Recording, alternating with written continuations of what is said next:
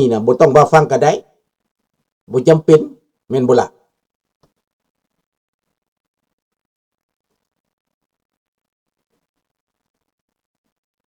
มันสิเสียเวลาเนาะ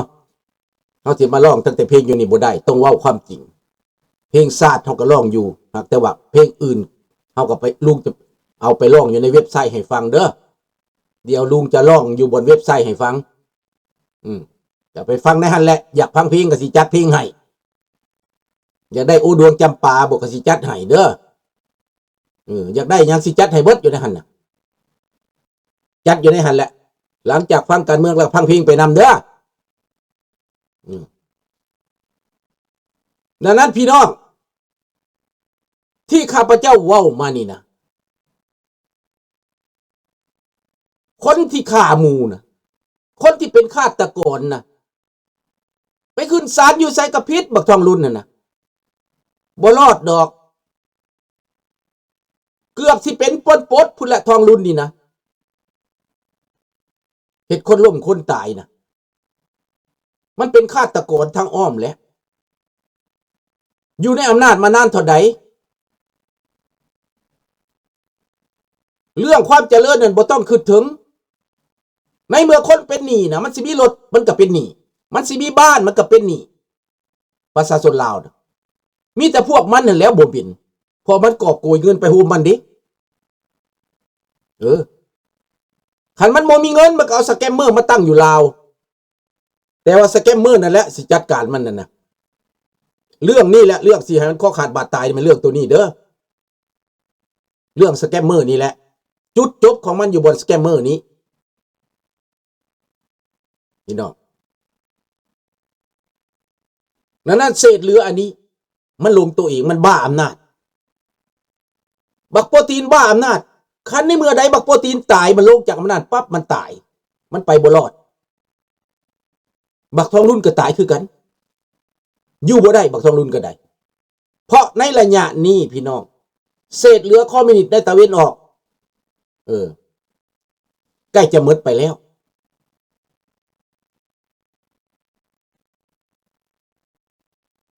ลุงทำสิเข้าใจเรื่องลาวในลาวนอกอดีตอยู่บ่ลุงผู้แทนเขาเข้าใจเซนาเตอร์เขาเข้าใจรัฐบาลเขาเข้าใจแต่ทำบ่เกี่ยวเราสิใจมืดใจมุนกับเรื่องของเราเป็นประธานาธิบดีเด้แต่ว่าผู้แทนราษฎรสภาเขาเข้าใจเด้อเขาเข้าใจได้เจ้าก็เบิ่งมั้ยเวลาพี่น้องมุ่งเฉลิมฉลองเขาจะทำกระทรวงคนมาการเมืองของเขาเพราะว่าเขาสิครอบคุมอยู่ในเอเชียแปซิฟิกอยู่แล้วเป็นยังสิบ่เข้าใจคันอยากให้ลาวเข้าใจคนลาวเฮานี่ก็ต้องเข้มแข็งเฮ็ดแบบพี่น้องมุ่งร่วมตัวกันบ่แม่นว่าสิเอาตั้งแต่ความคิดตัวเองแม่นอยู่คือแต่เก่าหั่นบ่ได้คู่มือนี่นะแม่นพลังสิพรรคใดกลุ่มใดก็ตามรวมพลังคือลุงเว้าเนี่ยเพื่อสิตัดตอนเขาเพียงพร่ำนี่นะพี่น้องมุ่งจัดงานปีใหม่ไปแล้วอย่างงดงามไปแล้วทุกหลักทุกเมืองแสดงบทบาทถึงขั้น 3-4 มื้อเขาเจ้าแสดงบทบาทแต่ปีใหม่ลาวเฮานี่นะเจ้าเห็นบ่พี่น้องมุ่งเขาจัดงานปีใหม่เขาเจ้าเห็นเขาเมาเหล้าฟ้อนระวงเมาเหล้าบ่พี่น้องมุ่งเขาจัดงานปีใหม่เขาแสดงเครื่องนุ่งเขาแสดงบทบาทเขาแสดงความรู้เขาแสดงความสามัคคีเขาแสดงวัฒนธรรมเห็นบ่ลาวเฮาเด้เฮามีหยังสิแสดงที่ให้คนทราบซึ้งใจเฮ็ดให้อเมริกาทราบซึ้งใจมีหยังเฮาก็ต้องเฮ็ดออกมาปีใหม่ลาวนี่มีหยังต้องรวมตัวกันให้ได้ต้องมีราชวงศ์เพิ่นมาเปิดงานต้องหัวมือกันให้มันได้ทั่วอเมริกานั่นเห็นบ่นี่เรื่องของมันต้องเฮ็ดให้ได้ปีใหม่ลาวน่ะเพื่อให้อเมริกาประทับใจ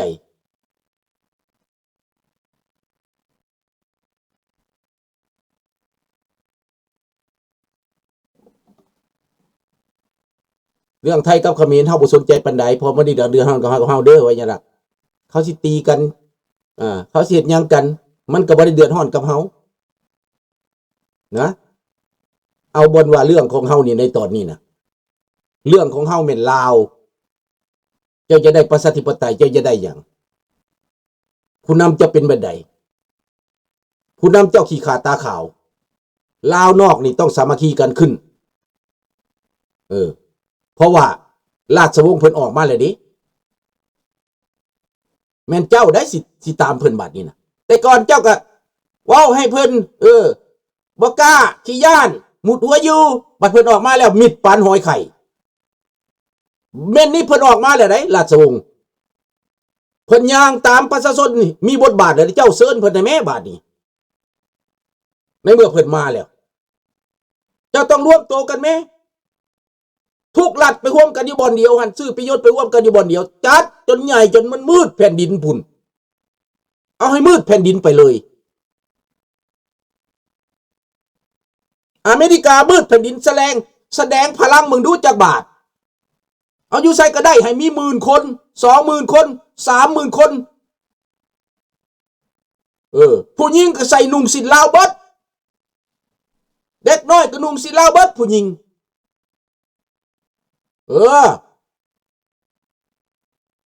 เอาเฮ็ดเบิ่งดู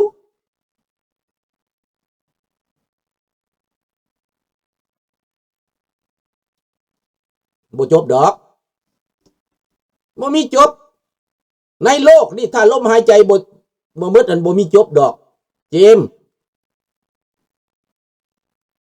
ถ้าเจ้าบ่เข้าใจเนี่ยเจ้าว่ามันจบคันเจ้าบ่มักพ่อเจ้าว่าพ่อจะตายแล้วมันก็จบแม่จะตายแล้วมันก็จบอันนี้บรรพบุรุษเจ้าอยากให้ตายเมื่อบ่เจ้าสิว่าจบคันเจ้าว่าบรรพบุรุษตายแล้วจบบ่จบขนาดพระเจ้าฟ้างุ่มนะคนลาวนี่นะพ่อแม่ญาติพี่น้องใส่ให้ป้ายสีว่าบ่ดีแขวออกมา33เล่มพวกภาครัฐไม่ได้สนใจมันภาครัฐมันเป็นผู้ทำลายมันก็ว่าจบเดี๋ยวนี้มันสิตายแล้วใจมันสิขาดแล้วเจมเห็นหน้าเจ้าสุริวงศ์ออกมานี่บักทองรุ่นนี่เทียบกันบ่ติดเลยบ่เทียบฮอดฝาตีนเพิ่นซ้ำหน้าบักทองรุ่นน่ะเห็นบ่ล่ะหน้าบูดคือตดไก่นี่หน้าบักทองรุ่นมันหวั่นไหวมันหวั่นกิ่งมันย่านประชาชนเปลี่ยนข้างเห็นบ่พระเจ้าฟ้างุ่มถึกไหลน้ำไปตั้งแต่อายุน้อยไปเติบใหญ่อยู่เขมรพวกที่ว่ากะเลบ้านกะเลเมืองที่เข็นฆ่าเพิ่นน่ะนะก็ว่าเพิ่นเบิดแล้วตายแล้วเพิ่นตายแล้วไหลน้ำไปนะบัดกลับคืนมาแล้วเป็นไดล่ะก็จนเป็นประวัติศาสตร์ว่าพระเจ้าฟ้างุ่มกลับคืนกู้แผ่นดินนั่นแล้วนี่บ่มีเบิดดอกในเมื่อใดหัวใจยังมันเป็นมีหัวใจเดินอยู่นั่นว่ะบ่ตายเนอะก็ไปถามบักทองรุ่นพุทธิเงินลาวเพิ่มขึ้นนะถ้าเป็นลุงปกครองมันก็บ่เป็นแนวนั้นนี่เห็นบ่จะไปถามบักทองรุ่นเด้อเรื่องเงินเฟ้อเงินหยังน่ะลุงบ่ได้มีส่วนรับผิดชอบนำในเมื่อยังมีผู้นำในเมื่อต่างประเทศในเมื่อคนลาวยังหักหอมอยู่แม่นบ่จบบ่มืดความหวังยังมี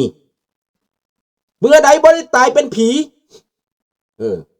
เมื่อใดยังเป็นคนอยู่ถ้าเราสู้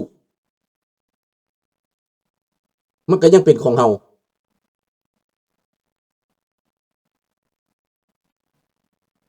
นี่แหละดังนั้นถ้าต่างประเทศเขาเห็นความสำคัญเขาสนับสนุน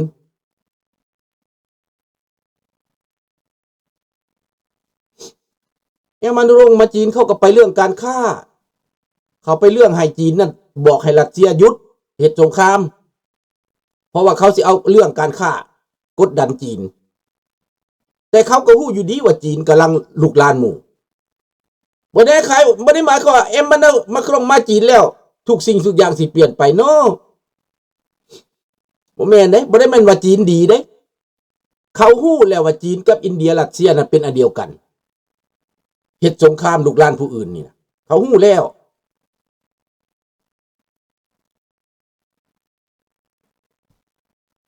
เขาฮู้แล้วยุโรปเขาฮู้แล้ว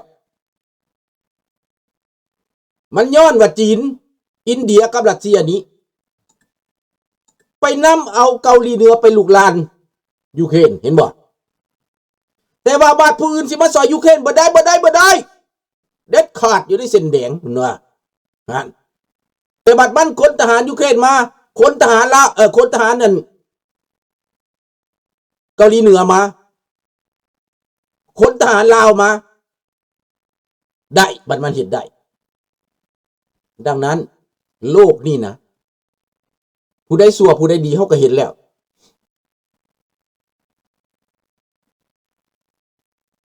แม่นอยู่ว่าผลประโยชน์เขาเข้าใจคันเฮาสิไปอินอ้อยน้ำแนวนั้นเบิดปล่อยไปตามนั้นเบิดคันสั้นก็ว่าเมียเฮาก็บ่แม่นของเฮาและเมียเฮานี่ผู้ใดมีอำนาจเขาสิเอาเมียเฮาไปจะสิยอมบ่ว่าหยังดัดถ้าเมียเจ้างามๆนี่เจ้ากำลังหักนี่ล่ะเขาละมีเงินเขาละฟาดเอาไปซะเนี่ยเจ้าก็สิปกป้องเมียเจ้าจนสิตายพุ่นแล้วเจ้าสิยอมสิบ่คือกันบ่จังเจ้าเว้าแบบเจ้านะ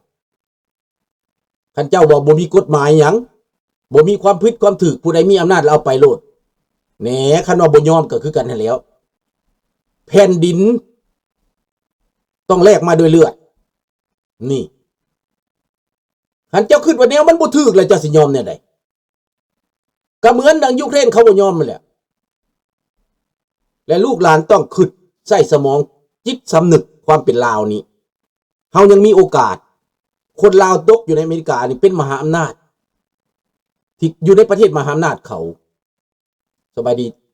ทีที่ว่ามีโอกาสที่จะสนับสนุนที่มีโอกาสจะหนุนให้ราชวงศ์นี่ขึ้นมา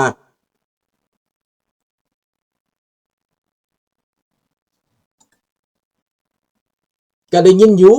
อันลุงโพว่าอันนั้นทรัมป์ตราอีโอตังหั่นนะลุงหลานก็ไปเบิ่งเด้อลุงโพเด้อสิอธิบายเด้อคนฝรั่งเขาก็ครึ่งตัวครึ่งได้ว่าเบิ่งสักหนึ่งคืออเมริกานี่สอนยุโรปสอนยุโรปอยู่บนใดเพราะยุโรปขี้ขาดบ่กล้าเห็นบ่กล้าเอาทหารเข้าไปบักโปรตีนมันเป็นหยังจะเอาเกาหลีเหนือมาเห็นบ่คันสิว่าอันทรัมป์ตราอีโอตังหั่นนะเฮาเบิ่งคักๆไปเบิ่งอยู่บ่อนเงินเด้อลุงโพเด้อสิเว้าสู่ลูกหลานฟังเด้อลุงโพบ่แม่นเถียงลุงเด้องบประมาณเบิดประเทศยุโรปน่ะ30กว่าประเทศหั่นนะ3จุดปลายเปอร์เซ็นต์อเมริกาผู้เดียว5%มันบาลานซ์กันบ่ล่ะเพราะเพียงแต่อเมริกาว่าถ้าพวกเจ้าบ่นั้น2007ข่อยสิถอนก็พากันดิ้นพอแห้งแล้วยุโรปพากันดิ้นแล้วนะยุโรปมันต้องตื่นมันคาดกันอยู่บันไดลุงพ่อมาโกรงนี่แล้วอยากให้ยุโรปเขาแย่งกันแต่บ่ทันอันนั้นมันผิดอยู่บนแย่งนี่แหละการเมืองนั้นต่อต้านอเมริกาคนฝรั่งดังนั้นเขาเจ้าเก่งเขาก็สิถอยให้รัสเซียเหยียบเจ้าคอยสิเข้าข้างทัศศัตรูให้เขาเหยียบเจ้าคอยสิเปิดประตูเขาเหยียบเจ้ามันคล้ายๆนั้นนะลุงมึงบ่มักดีนะ